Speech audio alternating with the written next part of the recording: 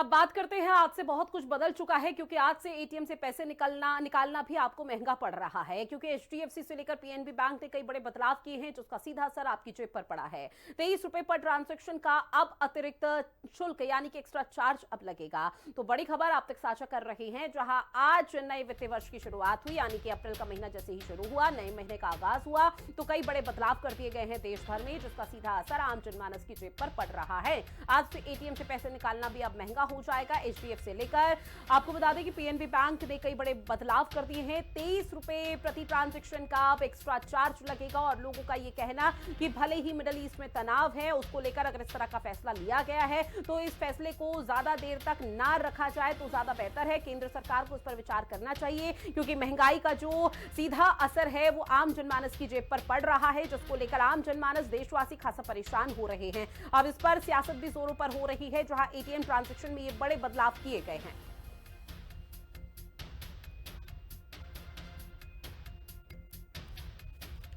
और देखिए महंगाई को लेकर किस तरह से आम जनमानस की जेब पर अटैक पड़ा है। एक बड़ा यहां पर हमला बोला है केंद्र सरकार की तरफ से, उसके बाद लगातार आलोचना की जा रही है। लेकिन इस बीच अब एटीएम से अगर आप पैसे निकालते हैं तो ये आपको महंगा पड़ने वाला है, क्योंकि एक्स्ट्रा चार्ज अब इसमें लगेगा, जिसके चलते कई रिएक्शन अब तक सामने आ गए हैं और रिएक्शन के माध्यम से ये कहा जा रहा है कि महंगाई की वजह से अब आम जनमानस की जेब पर जो अटैक पड़ रहा है उसकी वजह से बहुत ज्यादा दिक्कतें होने वाली है। ग्राफिक्स के माध्यम से आप समझिए कि 1 अप्रैल से बहुत कुछ बदला है और पहला जो बदलाव था वो ये कि अब एटीएम निकासी पड़ेगी महंगी, जहां उसके बाद अब हवाई सफर भी आपका महंगा हो चुका है। नया इनकम टैक्स कानून भी लाया गया है, जिसके माध्यम से अब टैक्स में भी वृद्धि होगी। शेयर ट्रेडिंग अब महंगी भी यहां पर आम जनमानस को पड़ेगी। तो ये मीडियम क्लास पर भी अटैक है और जो यहां पर अमीर तबका है, जो हाई क्लास लेवल के लोग हैं, उनके जेब पर भी असर सीधे तौर पर देखने को मिल पाएगा। दूसरा जो बदलाव यहां पर हुआ है वो फास्टैग महंगा हो चुका है, नई दरें लागू हो चुकी है। रेलवे टिकट कैंसिलेशन को लेकर भी यहां पर अब 8 घंटे से पहले अगर कोई भी टिकट कैंसिल करते हैं तो इस बीच आपको बता दें कि किसी भी तरह का जो रिफंड है वो नहीं होगा, लेकिन 72 घंटे पहले होगा तो उसका आधा रिफंड यहां पर रेलवे विभाग की तरफ से किया जाएगा, जो कि अब ये बहुत बड़ी आफत के तौर पर आम जनमानस की तरफ से देखा जा रहा है। अब इसी पर मेरी सहयोगी शालू चौहान की एक खास रिपोर्ट भी देखिए, लोगों का क्या कुछ कहना है जरा वो भी सुनिएगा।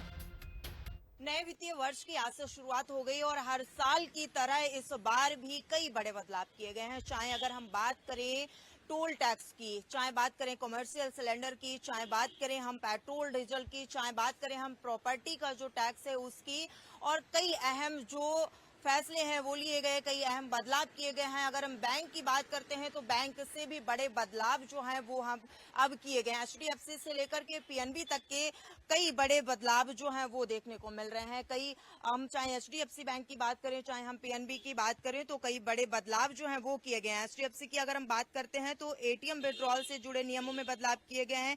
बैंक के एटीएम से यूपीआई का यूज कैश निकालते हैं तो अब ये निकासी एटीएम फ्री ट्रांजेक्शन जो है वो लिमिट में गिनी जाएगी, यानी कि निकासी फ्री ट्रांजैक्शन लिमिट जो है वो अब खत्म कर दी गई है। अगर हम चाहे पीएनबी की बात करें तो पीएनबी में भी कई बड़े बदलाव किए गए हैं। पीएनबी का बैंक भी है और एटीएम भी है। यहाँ पर अगर हम पीएनबी एटीएम की बात करते हैं तो इसमें भी कई बड़े बदलाव जो हैं वो कर दिए गए हैं।